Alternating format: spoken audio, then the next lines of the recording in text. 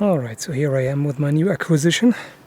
It has gotten a bit dark, as you can tell. Unfortunately, I wanted to get out earlier, but I was delayed, so I'm not sure if the camera will be able to pick up a lot, considering the light level, but I'm just going to try it anyway. This here is just a kind of practice run anyway. I'm still within city limits, so I cannot use a charge and ball down the barrel, but what I can do is practice with just some powder in the flash pan, because a typical problem that I've read about is that a lot of people flinch when they shoot these, simply because the powder that you have to fill in here in the flash pan, it ignites obviously, so you have that flash pretty much directly in your face. So you have to get used to that in order to not do this. So it is recommended that you would at first just try a couple of trigger pulls first with nothing in there, and then with some flash powder, just to get used to that. And I'm not sure how well this will show up. Let me just try to show you the sparks. Like I said, this is unloaded.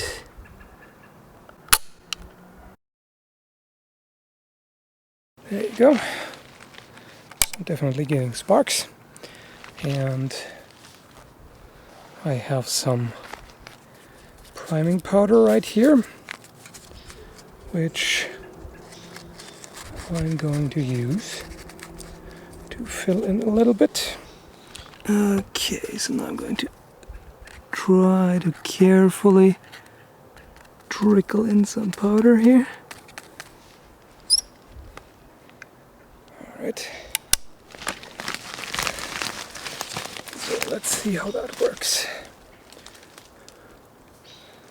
I can't really see the sides, but try anyway.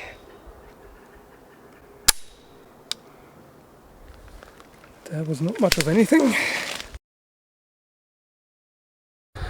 Okay, I'm pretty sure I do not have enough powder in there yet, but I have to be careful, because you don't want to get the habit of overfilling the pan. If you do that, you get those typical delays where it wouldn't fire immediately, simply because too much in the pan acts like a fuse. There we go. That's a nice smell, actually. I like it, I have to say. Okay.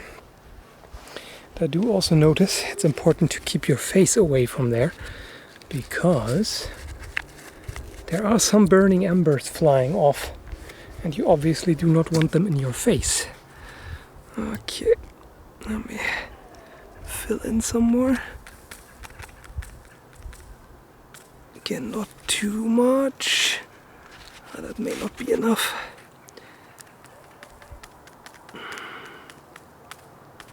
This is less than ideal under these circumstances.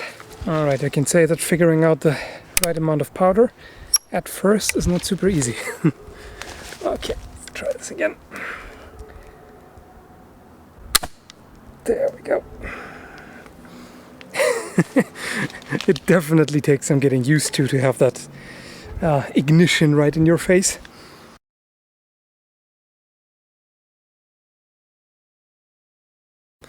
Okay, let's try this without the light. Won't be able to see anything now, but wait a second. Whoa, that's kind of blinding in the dark. But I got a nice puff of smoke going, that's pretty cool. One correction about the powder. Overall, it's pleasant. It just has one side note that is a bit nasty, and that is the slight smell of sulfur. Or you might know that smell as rotten eggs or particularly nasty farts. That is not so nice, but that's the only factor that is not appealing. Otherwise, the smell is, well, I like it. If not for that.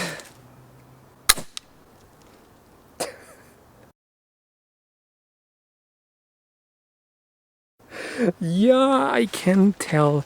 It is not easy. Whew. It is a bit of a challenge not to flinch or close your eyes or whatever. That is, by the way, something that I've also had with modern firearms. Even it's like I unfortunately have this very strong involuntary reflex to blink whenever there's a loud sound or whatever, and I haven't been able to get rid of that even with modern firearms, so this might be a bit difficult to get rid of. Okay, let me give you a bit of that in your face experience.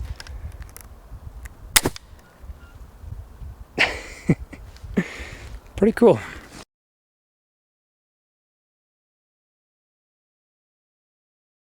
Okay, and the final flash for today. Dragon Ball Z, anyone? Final flash! There we go. Whoa! In the dark, it's really blinding. That's it for now. Again, sorry for the poor video quality. The lighting is just non-existent pretty much, except the small camera light. But maybe it was still interesting or entertaining or whatever. So thanks for watching if you made it to the end, and see you soon.